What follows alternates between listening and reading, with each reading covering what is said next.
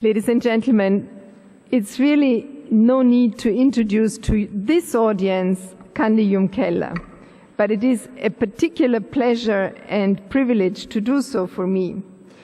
Director General of UNIDO since 2005, he is also the chair of UN Energy and advises the Secretary General of the United Nations on matters related to energy for sustainable development and climate change. He is also a former Minister for Trade, Industry and State Enterprises of his country, Sierra Leone. Kandeh, please.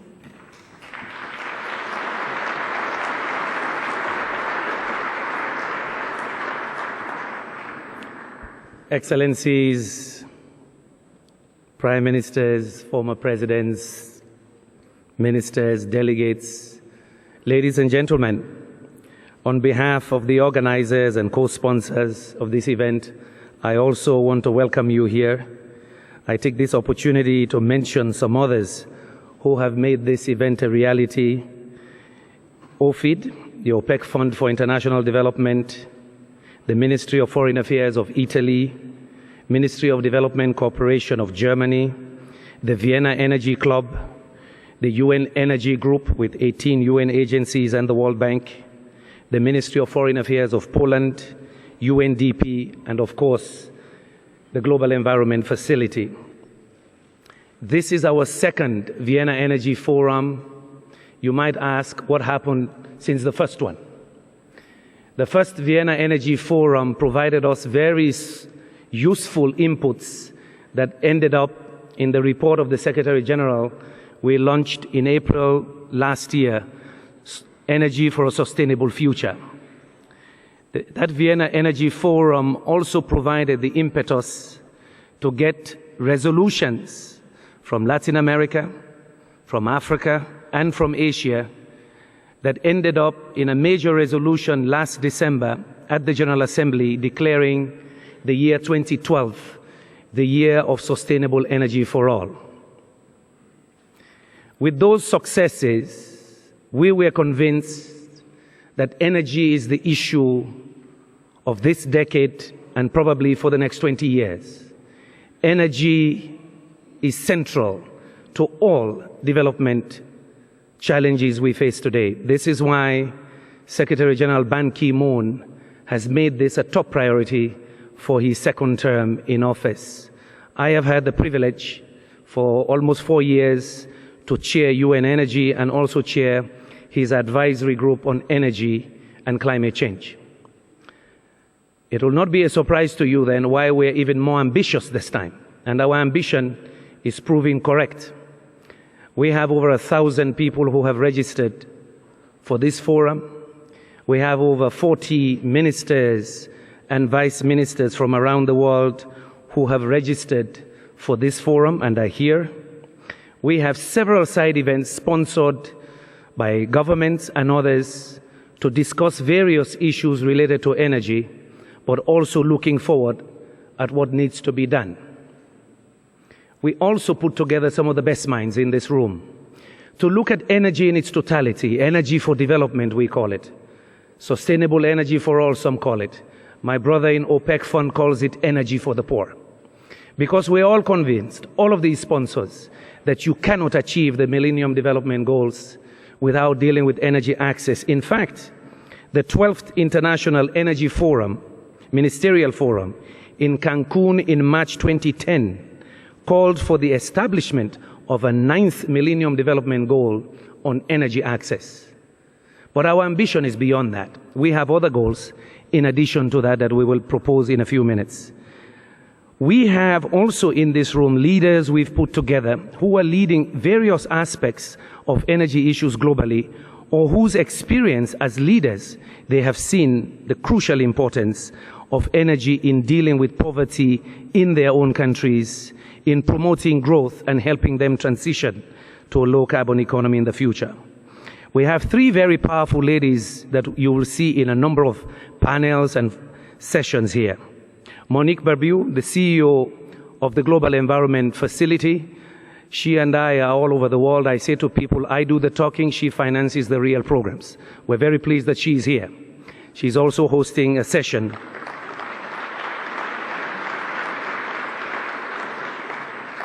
We have our own sister from Africa who has made energy access for Africa the issue of her mandate, not only for her own country, but also for Africa. Mrs. Peters, the Minister of Energy of South Africa. Thank you for coming. We have also from Barbados, the former Minister of Energy and Environment, and has done many, many things with degrees in energy, economics, energy law, Mrs. Thompson, who is also the coordinator in New York for the Rio Plus 20 summit, which will be taking place next year. Thank you for coming. If you live in Vienna or in New York or London, you take energy for granted. But if you live in small island states, you know you cannot take energy security or water security for granted. You also know that when other people use energy the bad way, your island suffers. We have here the Prime Minister of the Cook Island. Thank you for coming.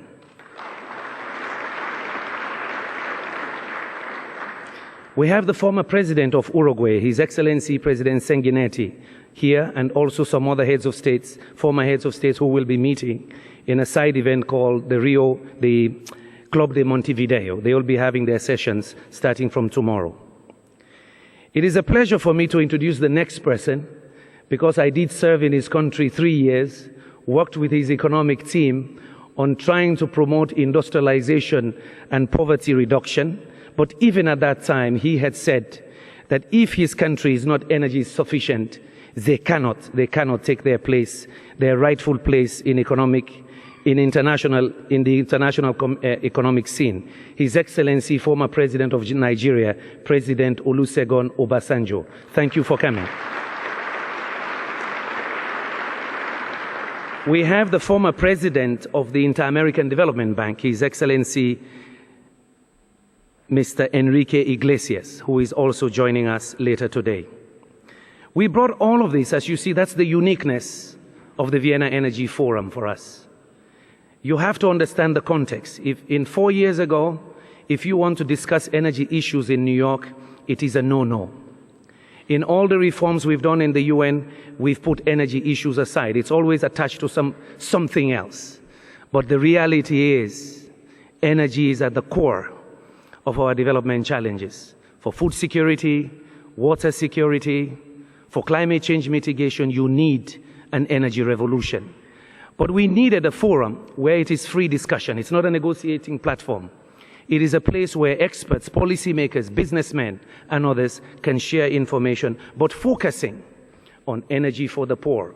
How do we connect the 1.5 billion who have no access to electricity? How do we make globalization more inclusive and supportive for all?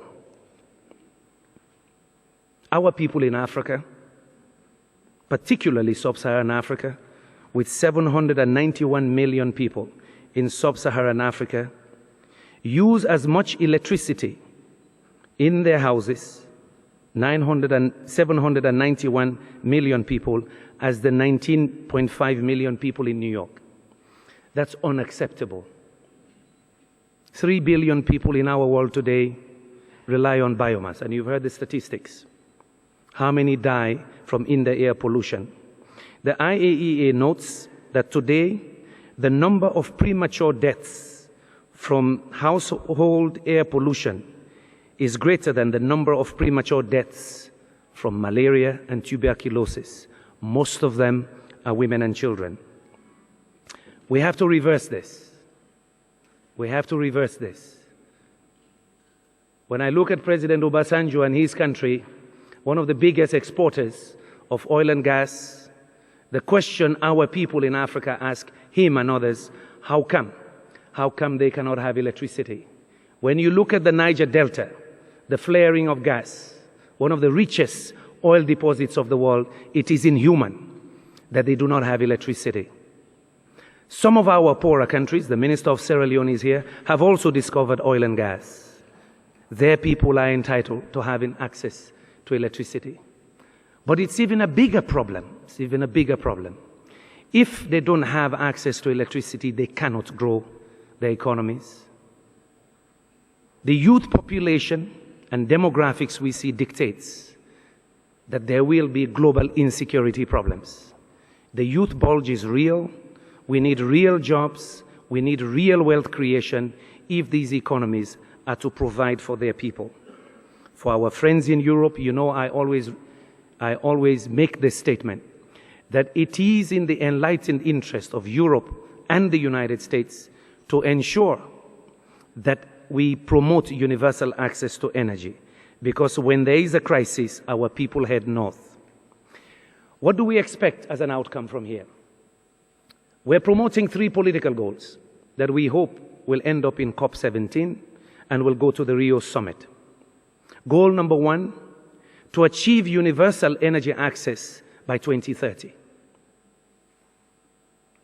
We connect the 1.5 billion people to electricity by 2030. It is doable. We've costed it. You'll hear that from the experts. Second, to reduce energy intensity by 40% by 2030. This is a 2.5% reduction per year. This is doable. We've costed it, and you'll hear that it is doable. The technologies are known. The third goal, to have a global energy mix of 30% of renewables by 2030. These are 3 political goals that are doable, but we want them as a package. Wasting energy is not a sustainable way to develop. Rich countries, poor countries, all need to be energy efficient. Renewables create an opportunity for decentralized power production. Communities can have solar, biogas, biofuels for their communities until the national grid arrives eventually. We believe all of these are doable, but the arrowhead, the real agenda, is universal energy access for all.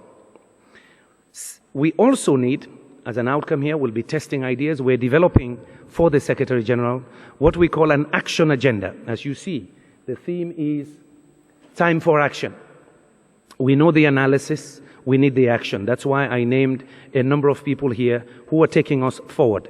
We'll be collecting ideas as to what should go into this action agenda from you, the experts, and various stakeholders, and hopefully we will launch the action agenda later this year.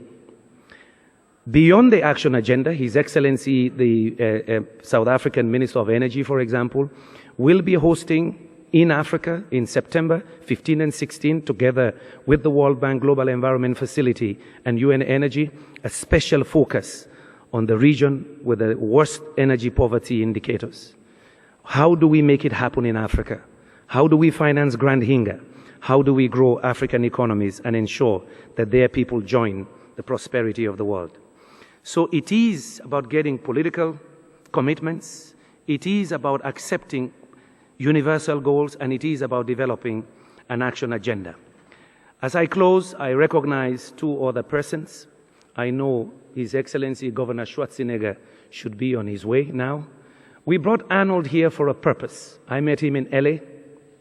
I sat with him, but I had known of his work.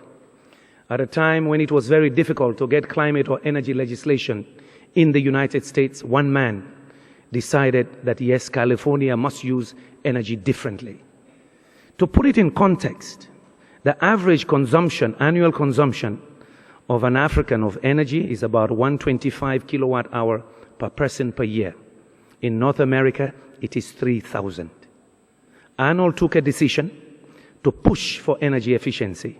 He was able to do it with utilities, with households. He's pushed for renewable energy.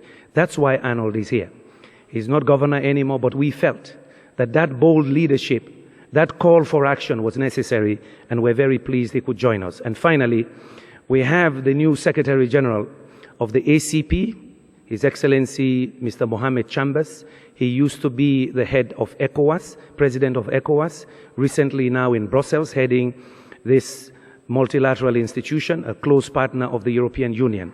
EU has made a pledge, especially in the EU-Africa partnership, which was hosted here last year, to promote energy access in Africa. But more importantly, they have led the way in combining renewables goal, efficiency goals, to ensure that, in fact, we have a safer planet. We wish you well in this conference. It is a free format discussion.